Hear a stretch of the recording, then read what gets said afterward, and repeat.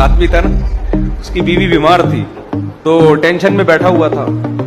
Doctor ने आके कहा कि अफसोस की बात है, आपकी बीवी सिर्फ 2 घंटे की मेहमान है। डॉक्टर का ख्याल था यही टेंशन होगी इस बेचारे को कि इतनी बीमार क्यों है।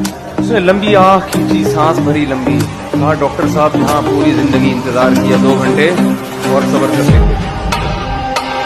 तो एक आदमी था ना, उसकी बीवी बीमार थी तो टेंशन में बैठा हुआ था।